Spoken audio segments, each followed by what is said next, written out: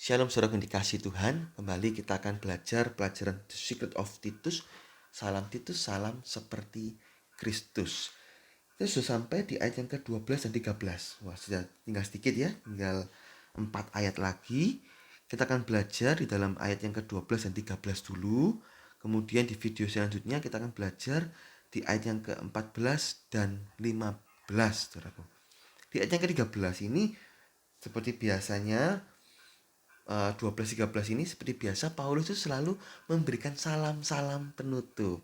Ini tentang saudara-saudara seiman Titus. Dan Paulus tuh rindu agar Titus ini bisa datang kepadanya. Saya bacakan dalam terjemahan King James Indonesia ayat 12. Apabila saya mengutus Artemas kepadamu atau Tikhikus, berusahalah untuk datang kepadaku ke Nikopolis, sebab saya sudah memutuskan untuk tinggal di sana selama musim dingin. Ini Paulus, saya akan utus lah ini Artemas dan Tikhikus. Kalau sudah saya utus, mereka datang. Kamu kan pekerjaannya kan sudah mulai berkurang. Ayo, datanglah, berkunjung. Itu karena Paulus rindu ketemu sama Titus ini. Ayat 13. Tolonglah sebaik-baiknya Zenas, ahli Taurat itu, dan Apolos dalam perjalanan mereka, supaya mereka jangan kekurangan apapun. Ya, di sini tentang tiga tokoh di sini, saudaraku. Paulus menyebut nama Artemas dan Tikhikus. Kenapa? Saya sudah jelaskan tadi, Paulus begitu rindu bertemu dengan Titus, sehingga Titus, jika ada kesempatan, itu ayo datang gitu loh.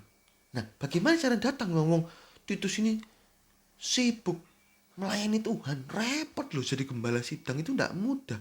Gembala sidang itu tadi yang sudah saya katakan, yang sudah dijelaskan di dalam Titus pasal-pasal pertama itu, saudaraku, syarat gembala sidang itu wakilnya Allah yang mengatur rumah tangga di dalam gereja Tuhan, mulai dari gembala, mulai dari domba-domba, mengurusi domba-domba atau konflik, ada masalah domba-domba, ngurusi keuangan gereja, ngurusi organisasi gereja, ngurusi peraturan-peraturan dan macam-macam hal.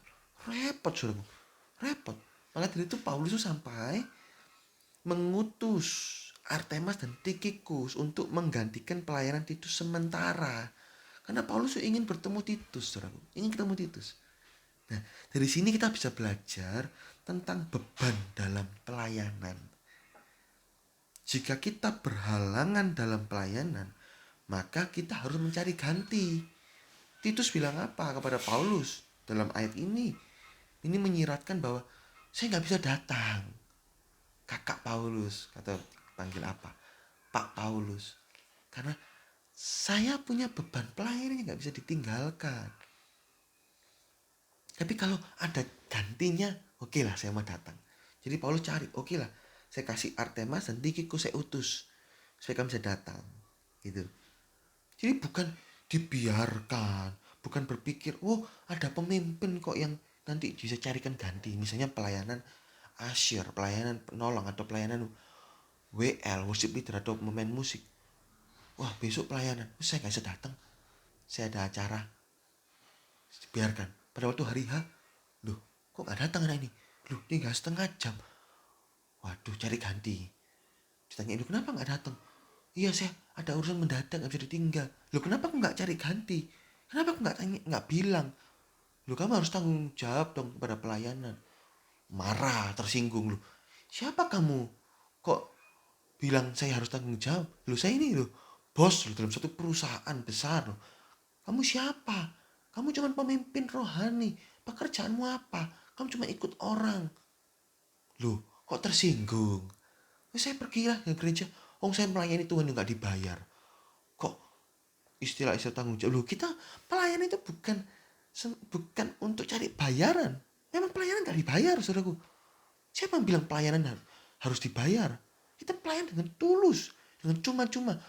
Yang bayar kita ini adalah Tuhan melalui pekerjaan kita dalam dunia ini. Saya sudah katakan di dalam video-video yang sebelumnya, saudaraku. Kita pelayan tanpa dibayar. Kalau kita cari bayaran dalam pelayanan, itu salah besar. Lalu bagaimana dengan full timer?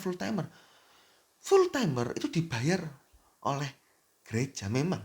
Kita memang nggak bisa memberangus, nggak bisa menolak kalau kita mendapat upah dalam pelayanan. Tapi dari hati kita sama sekali tidak mau dibayar. Tapi kalau kita diberi, ya kita berhak untuk menolak, berhak untuk menerima. Saat ini hasil pelayanan, oh tidak, saya nggak mau. Karena saya part-timer. Saya punya pekerjaan dalam dunia yang Tuhan bisa memberkati saya untuk menafkahi saya. Nah apa? Saya terima ya. Terus saya masukkan lagi dalam persembahan gereja tersebut. Oke. Ya kan, saudaraku? Itu berhak kita terima terus kita masukkan kembali. Nah, pada waktu kita full timer, kita terima. Nah, apa-apa. Kita pekerjaan kita adalah di ladang Tuhan. Tapi hati kita nggak mematok tarif. Oh, kalau saya di gereja, diundang gereja, saya harus digaji sekian juta. Saya harus dapat fasilitas hotel bintang, ini minim bintang 4. Ada mobil, mini mobil Innova. Nah, seperti itu salah, besar. Nah, ini. Jadi pelayanan itu harus ada beban dalam pelayanan, dalam melayani Tuhan. Kalau kita memang berhalangan, sudah diatur, masih nggak bisa. Contoh sakit, terbaring di rumah sakit itu gimana mau melayani Tuhan? Ya sudah, tapi selama masih sehat, ya masih tangannya keseleo sedikit atau mungkin batuk sedikit. Kalau pandemi sekarang batuk, wah parno, saudaraku, takut saudaraku. Ya lebih baik jangan. Kalau dulu nggak masalah, panas itu, kalau dulu panas sedikit, sumber sedikit, wah melayani Tuhan nggak apa-apa. Kalau sekarang lebih baik jangan, saudaraku, karena nanti jadi menimbulkan polemik gitu loh, saudaraku. Ini masa-masa pandemi corona. Ya jadi ayo cari pengganti, cari ganti. Bukan dibiarkan, tapi hal yang terbaik sebagai pelayan Tuhan adalah bertanggung jawab atas semua jadwal pelayanan yang sudah dianugerahkan kepada kita. Ingat, kita melayani Tuhan, kita dapat jadwal pelayanan itu bukan semata-mata karena jalan seorang manusia, bukan karena seorang manusia yang menjadwal kita. Galatia 1 ayat 1 terjemahan lama, bukan, tetapi karena Tuhan memberikan kita izin untuk melayani Tuhan. Itu anugerah Tuhan. Jadi kita harus bertanggung jawab. Kita bisa melayani Tuhan itu suatu kesempatan. Jangan pernah disia-siakan hanya dengan kegiatan-kegiatan dunia yang seharusnya bisa diatur lebih baik. Bisa diatur, bisa digeser-geser lebih baik. Jangan biasakan untuk ganti-ganti jadwal pelayanan. Jikalau bukan karena hal-hal yang benar-benar terpaksa sekali harus diganti. Misalnya kita sudah menetapkan tanggal menikah, tanggal misalnya 1 Januari 2021. Ya kan? Pada waktu ada jadwal pelayanan masuk. Oh sorry, jadwal itu saya sudah ada halangan. Tapi saya carikan ganti kok. Kita laporkan bagaimana kalau orang ini yang melayani. Saya tanya pemimpin, nggak bisa kita langsung coba ganti langsung. Nggak bisa tanya pemimpin gimana orang ini. Ya boleh, nggak apa-apa. Oke. Nah itu tanggung jawab. Nggak, tanggal 1 Januari melayani ya. Oh siap. Pada 31 Desember ditelepon, sorry nggak bisa, saya ada acara menikah. Loh, menikah kan jauh-jauh hari bisa sudah diatur. Harusnya kan kamu ngomong, bicara. Yuk, ya lupa. Loh jangan seperti itu, saudaraku. Ayo tanggung jawab. Nah sebagai gembala sidang, dari sisi domba, dari sisi gembala sidang memang sebaiknya tidak sering-sering keluar kandang. Kita sudah diberi kesempatan untuk melayani Tuhan. Kita sudah diberi kepercayaan untuk menggembalakan domba-domba sekian banyaknya. Gembala sidang harus bisa memberi makan domba-dombanya, bukan menyerahkan kepada orang lain untuk memberi makan. Kita panggil pendeta-pendeta dari luar, ayo panggil untuk memberi domba-domba kita makan. Jangan seperti itu, saudaraku. Tirulah Titus ini. Gembala sibuk keluar memberi makan domba-domba lain, dipanggil sini situ. Kenapa? Karena diberi gaji, diberi upah lebih besar. Gajinya besar. Kalau gereja saya cuman 20 orang, per pulaunya kecil. Kalau 1 bulan cuman dapat ya 1 juta. Karena diberi pisang, diberi mangga, diberi pepaya, itu perpuluhannya. Lalu kalau saya melayani di gereja-gereja lain, apalagi di gereja ini, gereja besar dan senang dengan khotbah saya, diundang terus, gaji sekali khotbah itu loh 2 juta. Bayangkan sekali khotbah, saya 4 kali khotbah di sana, 8 juta. Kalau saya beri makan domba-domba saya sendiri, 1 bulan cuma 1 juta dapat. Gimana bisa hidup saya? Tuh, itu salah, dosa besar, saudara. Dosa di mata Tuhan. Gembala sibuk cari makan. Kalau gembala domba-domba saya tak kasih lah teman saya, murah kok, cuma 200.000 mau kok, atau dikasih ya, pokoknya diberi tumpangan mau kok. Tulus hati ini pendeta teman saya ini, tak suruh ngasih makan domba-domba ini, nggak apa-apa, supaya domba-domba ini ya bisa dapat makanan. Tapi saya sibuk cari job-joban di luar. Salah besar, saudara. Gembala Sita harus duduk, harus beri makan. Ya sekali-sekali kalau memang diundang, misalnya untuk menghadiri seminar, untuk melayanan seminar, oke, 3 hari, seminggu, oke. Tapi jangan sering-sering keluar. Tiap bulan mesti ada 2 kali bolos, 3 kali bolos. Jangan, kalau bisa setahun mungkin. Ya kalau jadwal cuti dalam dunia, memang ini nggak ada dalam firman Tuhan. Kalau kita menganalogikan secara pekerjaan dunia, jadwal cuti itu 12 kali di dalam dunia.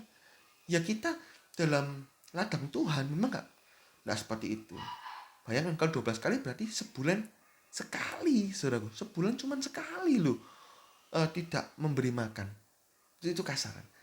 Nah, kita nggak bisa memanfaatkan seperti itu berbeda, itu kan peraturan dunia.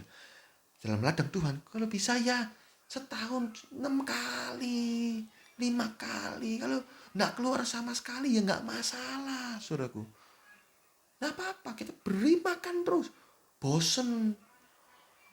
Kalau saya terus Pak yang khotbah, gembala bosen domba-domba dengar khotbah saya terus. Harus ada variasi. Boleh variasi sedikit-sedikit. Misalnya kita punya tua-tua rohani, manfaatkan dong. Kasih kesempatan tua-tua rohani untuk melayani Tuhan. Misalnya kita kebaktian ada 2. Pagi kita khotbah sendiri, sore kita serahkan kepada tua-tua sidang, kepada pemimpin-pemimpin rohani kita percaya. Ayo kamu khotbah sini. Jadwal supaya mereka juga bertumbuh. Mereka juga bisa ada pertumbuhan. Oh, semakin baik dalam melayani Tuhan. Nggak apa-apa. Kita mau khotbah sendiri 2 minggu pagi dan sore, terus siang, dia terserah. Tapi kalau diberi kesempatan yang lain juga nggak apa-apa. Juga baik. Loh, boleh nggak mengundang pembicara dari luar, pendeta dari luar? Juga boleh. Kalau pendeta dari kalangan sendiri, ya kita tahu kan, karena kita didik dia dari mula, dia mengerti firman Tuhan, ya dia khotbah. Jadi cocok, oke. Pengertian firman Tuhan cocok. Tapi kalau dari pendeta lain yang khotbah, ya kita harus coba cari tahu dulu latar belakangnya. Oke, buahnya baik, orang ini tulus. Ini oke, nggak apa-apa. Tapi lihat pengajaran juga. Oh, pengajarannya kok menyimpang ya. Saya di sini percaya ini, dia kok percaya ini. Wah, ya lebih baik jangan, saudaraku. Tapi kalau kita memberikan tema-tema ini dan cocok, ya sudah, nggak apa-apa, gitu loh, saudaraku. Nggak masalah. Intinya kita cari pendeta, hamba-hamba Tuhan yang murni firman Tuhannya, yang tulus pengajarannya. Bukan cari hamba-hamba Tuhan yang pokok enak didengar, pokok telinga jemaat itu seneng. Tidak. Cari yang murni, yang tulus, yang cocok dengan firman Tuhan. Patokan itu bukan diri kita sendiri. Oh, saya sudah ngajar ini, jadi saya cari hamba Tuhan yang sesuai ini. Tidak. Patokannya adalah firman Tuhan. Firman Tuhan ini patokan tertinggi. Kita pun sebagai gembala sidang harus berpatok kepada firman Tuhan, saudaraku. Paulus ini menggunakan kata berusahalah datang kepadaku gitu. Hal ini berarti Titus itu begitu sibuk melayani jiwa-jiwa di Kreta sampai dia nggak ingin meninggalkannya untuk sesaat. Aku nggak ingin tinggal, no. Aku terbeban kok pada jemaat di Kreta ini. Namun Paulus itu begitu rindu. Akhirnya Paulus bilang, sebentar aja tak kasih Tikikus dan Artemas. tak kasih jalan keluar. Ya, ini loh saudaraku, gembala sidang teladan nih Titus. Gembala sidang memberi makan domba-domba. Jarang keluar memang loh, memang gembala. Kalau penginjil memang sering keluar. Kalau kita punya anggota jemaat yang memang jabatannya penginjil, mereka sering keluar, baik. Memang katakan KKR itu penginjilan di desa-desa boleh, tapi tetap nasihati, tetap ya kamu paling tidak dengar khotbah, jangan keluar terus, tetap ada seperti putra manusia Yesus, ada mundur ke padang gurun berdoa, ada ke gunung berdoa, ayo pulang juga, paling tidak kamu sebulan 2 kali keluar, ada 2 minggu keluar, 2 minggu pulang ke rumah, seperti ya secara dunia sales kan, 2 minggu keluar pulau terus pulang memberitakan, mereport. Paulus juga gitu kan, menginjil mungkin berapa bulan tuh, terus pulang report, kembali ke Antioquia report, sama penginjil juga sama, harus ada report pada gembala, saya sudah melayani sini. Terus setelah itu gembala memberi makan lagi penginjil itu, dinasihati lagi, terus pengertian firman Tuhan terus diberi, sehingga penginjil ini kuat, penginjil ini tidak digoyangkan, walaupun menginjil khotbahnya cuma 15 menit, 10 menit, 20 menit, tapi khotbahnya itu murni firman Tuhan, sehingga berkuasa. Setelah khotbah di altar call, siapa yang sakit, di dalam nama Yesus ada kesembuhan, percaya Tuhan Yesus ada keselamatan, hidup kekal. Banyak jiwa-jiwa datang kepada Tuhan, yang sakit disembuhkan, yang terbeban berat bisa dilepaskan bebannya, diberi kelegaan, yang ada masalah diselesaikan masalahnya. Itu penginjil, saudaraku. Ya, ini perbedaan gembala dengan penginjil. Nah, kita belajar saat ini juga tentang Artemas dan Tikikus. Artemas dulu. Nama Artemas ini hanya muncul 1 kali di Alkitab. Dari namanya, Artemas ini seorang Yunani yang percaya kepada Tuhan Yesus. Jelas, Paulus mengirim Artemas kok untuk membantu pelayanan Titus, berarti ya orang percaya kan. Tidak banyak bisa diketahui tentang tokoh ini, tapi yang jelas dia direkomendasikan oleh Paulus untuk menggantikan Titus sebentar. Jadi dia ini adalah orang yang terbeban dalam pelayanan dan juga mempunyai pengertian firman Tuhan yang baik. Paulus nggak mungkin mencomot orang sembarangan terus suruh gantikan Titus untuk melayani. Kalau itu serigala yang mencemarkan domba-domba di kota Kreta, kan salah Paulus. Paulus pasti merekomendasikan yang tepat, yang sesuai. Gitu. Memang saudaraku harus ada seleksi ketat dalam mengundang hamba-hamba Tuhan untuk melayani domba-domba yang dipercayakan Tuhan dalam hidup gembala sidang. Jangan sembarangan. Kalau sembarangan apa yang dikhotbahkan itu bisa meracuni domba-domba, saudara. Hal yang terbaik memang seorang gembala harus tahu latar belakang hamba Tuhan tersebut. Mungkin bisa menilai dari pengajarannya dahulu sebelum memberi kesempatan berkhotbah. Mungkin dilihat dari YouTube-nya, dari rekaman khotbahnya, dari buahnya, dari orang-orang yang kenal. Ya kita tanya gimana? Oke, ya sudah, coba. Bisa salah, bisa kalau gembala sidang masih manusia, saudaraku. Pada waktu khotbah, kok ada yang salah? Tapi 99% benar. Hanya 1% tak yang salah. Contoh tentang akhir zaman. Dia yakin bahwa pengangkatan tuh di awal 3,5 tahun pertama, awal minggu ke-70 Daniel. Saya kan percaya pada di tengah-tengah. Dia melontarkan pernyataan itu pada jemaat. Ya kita nggak perlu berdebat. Kita setelah khotbah ngobrol loh, mungkin makan malam atau apa. Ngobrol, kamu kok percaya situ? Kalau saya percaya di sini, ayat-ayat firman Tuhan ini. Ini saya punya dasar-dasarnya. Kalau dia tetap enggak, saya tetap percaya saya punya dasar-dasar ini. Oke. Kita nggak perlu berdebat. Oke. Selesai. Tapi yang lain kan benar. Nah, setelah pulang, kesempatan berikutnya, minggu berikutnya, pada waktu kita berkhotbah, kita netralisir. Kita langsung kembali sedikit khotbahnya. Ini ya, pada waktu minggu ke-70 Daniel, ingat, kita nggak percaya di awal, kita percaya di tengah-tengah. Kita ikut 3,5 tahun pertama, 3 antikris pendahulu muncul, terus kita ikut pengangkatan, baru ada antikris keempat. Itu dalam Daniel 7. Ya, ini yang kita percayai. Kita netralisir sebagai seorang gembala sidang. Tapi apakah pendeta itu nggak perlu diundang lagi?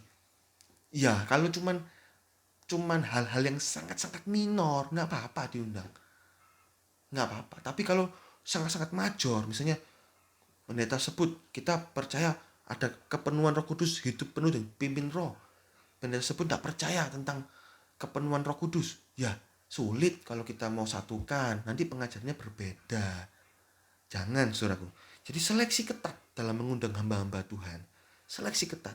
Jangan sembarangan, pokok asal lucu, asal senang, asal bisa ngomong, bisa khotbah. Jangan. Nanti pada waktu khotbahnya itu adalah falsafah manusia toh.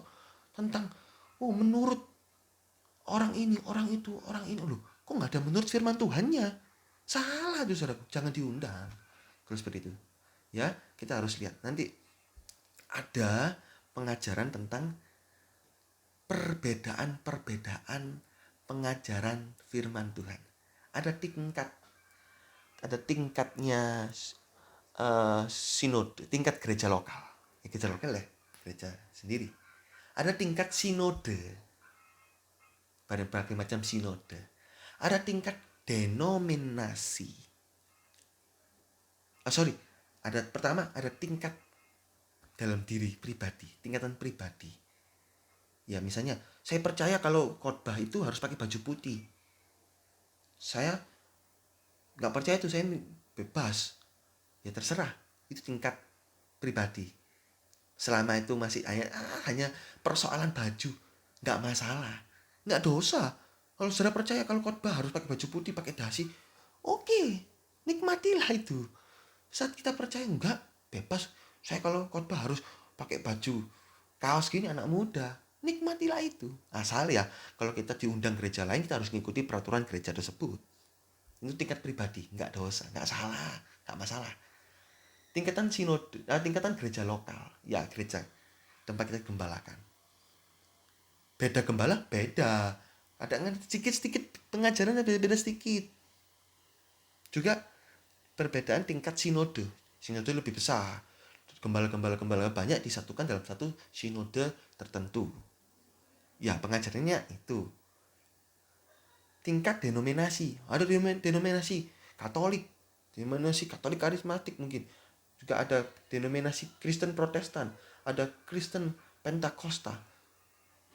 Macam-macam. Itu perbedaan denominasi. Dan terakhir, perbedaan sesat. Nah, kalau ini sudah sesat, saudaraku, sudah lain. Misalnya saksi Yehova, Children of God, sudah berbeda. Kalau antar denominasi tetap ngomong nama Yesus, the Juru Selamat, satu-satunya. Oke, ya bersekutu bersama. Walaupun pengajarannya berbeda. Kamu penuh Roh Kudus, saya nggak penuh Roh Kudus.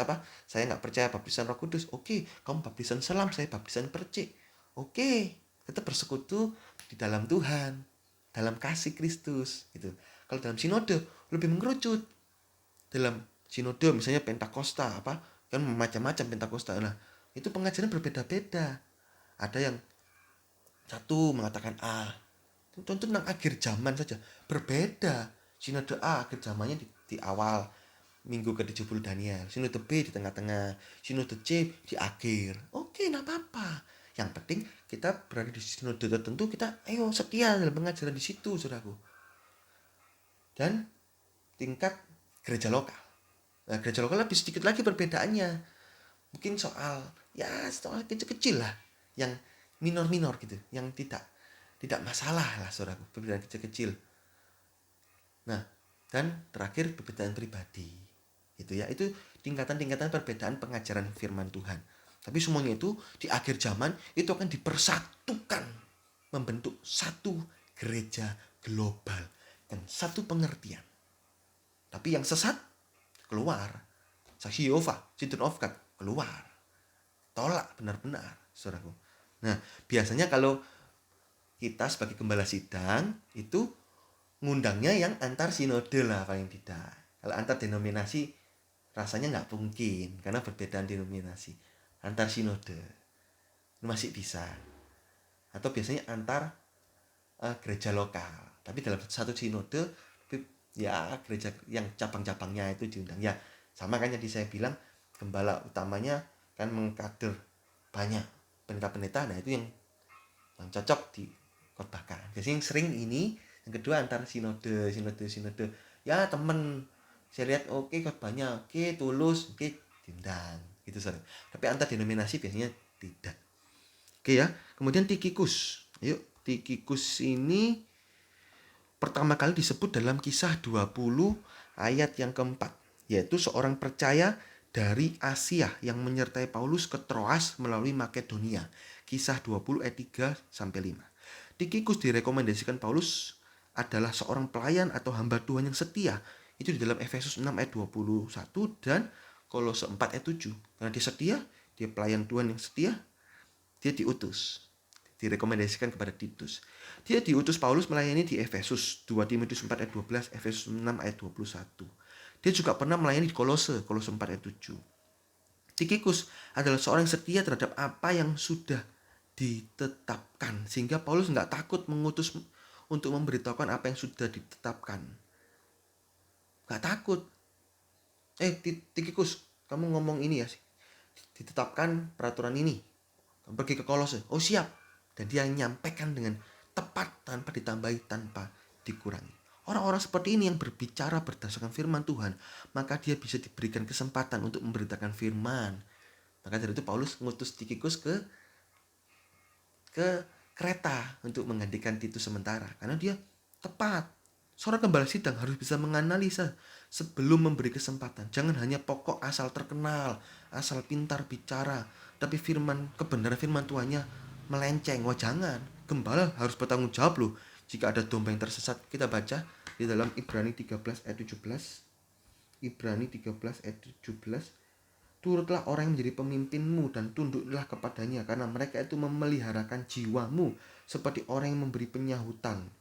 Dalam terjemahan lama ini ya, supaya mereka melakukan perbuatan itu dengan sukacitanya, bukan dengan duka cita, karena yang demikian itu tiadalah berfaedah bagimu. Dikatakan dalam terjemahan baru, harus bertanggung jawab. Great. Gembala harus bertanggung jawab. Ini saudaraku, hati-hati ya. Ini tentang Tikikus dan tentang Artemas. Ini ya bisa berarti tentang seleksi hamba-hamba Tuhan yang diundang dalam gereja. Nah, dalam ayat yang ke-13 terakhir ini, Paulus juga memberi pesan kepada Titus untuk menolong Zenas, seorang ahli Taurat dan Apolos, agar melakukan perjalanan mereka berdua. Ini saudaraku, tidak sampai kekurangan. Ini permintaan Paulus agar Titus berbuat baik kepada mereka. Demikian juga kita haruslah belajar memberi dengan tulus, bukan untuk mendapat keuntungan. Galatia 6 ayat 10 mengatakan bahwa selagi ada kesempatan, kita harus berbuat baik kepada semua orang, tetapi terutama kepada seisi rumah iman. Itu di dalam terjemahan bahasa Inggris. Kalau dalam terjemahan baru itu dikatakan Galatia 6 ayat 10 itu adalah terutama kawan-kawan kita seiman. Tetapi dalam bahasa Inggrisnya household of faith, rumah tangga iman. Apa artinya ini? Ayat ini bukan mengarah pada terutama untuk orang-orang Kristen saja, tetapi mengacu pada beban iman kita. Setiap orang beriman pasti diberikan beban pelayanan atau rumah iman yang harus dikerjakan, ditolong, dibantu agar sama-sama bertumbuh dalam iman. Ini yang harus kita bantu. Jangan kita berpikir kita membantu orang-orang di tempat yang jauh. Kita membantu di Nigeria, di Zimbabwe dan lain sebagainya. Terlalu jauh. Cobalah kita bantu orang-orang di sekitar kita dulu yang menjadi beban hidup kita. Mungkin keluarga kita, saudara-saudara kita, saudara sepelayanan kita, mungkin teman sekantor. Ya yang dekat-dekat kita ini. Ini ya. Jangan. Kalau sekilas mungkin bentuk penggalangan dana, enggak apa-apa. Enggak masalah. Korban COVID mungkin di Sumatera boleh, enggak ada masalah. Tapi yang terutama di beban kita yang sehari-hari. Siapa yang di dekat kita harus kita bantu. Karena Tuhan izinkan seorang yang berada di dekat kita adalah orang yang bisa kita salurkan kebaikan kita kepada mereka. Zenas ini ahli Taurat. Tidak ada keterangan lain selain dalam Titus 3:13 ini. Tapi jika dia dikatakan Paulus sebagai orang-orang kita, itu dalam Titus 3 ayat yang ke-14, orang-orang kita. Nanti kita akan lihat di video selanjutnya. Maka pastilah Zenas ini termasuk orang percaya. Kemungkinan dia seperti Paulus yang dulu ahli Taurat namun percaya kepada Tuhan Yesus. Ahli-ahli Taurat yang menerima kerajaan sorga ini seperti orang yang mengeluarkan perbendaraannya yang lama dan baru agar dicocokkan kepada firman. Ternyata salah ya. Dan Zenas ini bertobat. Dia seperti Paulus, ahli Taurat, dia bertobat. Dia menjadi orang yang mengikut Kristus. Terakhir tentang Apolos, termasuk juga ahli kitab. Dia berasal dari Alexandria. Kisah 28 ayat 24. Dia orang yang bersemangat dalam menyelidiki kitab suci dan mengajar tentang Yesus. Kisah 28 ayat 25. Dia melayani di Efesus juga. Kisah 18:24. Apolos juga melayani di Akaya dan menjadi seorang yang sangat berguna bagi orang percaya. Kisah 18 ayat 27. Dia juga menjadi pengikut sampai-sampai jemaat Korintus terbagi-bagi loh. Dia punya pengikut, saudaraku. 1 Korintus 1 ayat 12, 1 Korintus 3 ayat 4. Ya, kita nggak boleh terbagi-bagi ya. Walaupun demikian, Paulus, Apolos, dan Petrus saling mendukung, bukan saling menyerang, bukan saling bersaing. 1 Korintus 3 ayat 5 sampai 6. Dia sering bepergian juga dalam melayani Tuhan. Dari tokoh Apolos ini kita bisa belajar betapa giatnya dia dalam melayani Tuhan. Selain itu dia meneladani ketelitian kita bisa meneladani ketelitiannya dia dalam belajar firman. Dia belajar firman, di ahli kita belajar firman. Kita pun harus demikian, harus belajar firman Tuhan dengan teliti. Jangan mengartikan ayat-ayat firman Tuhan menurut kehendak kita pribadi, saudaraku, melainkan menurut kehendak Allah. Roh Kudus akan membawa kita kepada seluruh kebenaran. Yohanes 16 ayat 13. Jika ada yang tidak paham, maka bertanyalah kepada pemimpin-pemimpin rohani. Jika masih belum juga menemukan jawaban, maka simpanlah dalam hati.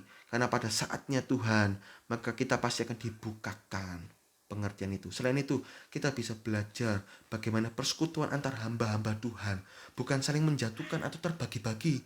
Korintus jemaatnya keliru, membagi-bagi, aku pro ini pro ini. Jangan. Kita harus belajar bersekutu antar hamba-hamba Tuhan, bisa saling mendukung. Kita nggak saling unjuk gigi, tapi unjuk Tuhan. Yohanes 3 ayat yang ke-30.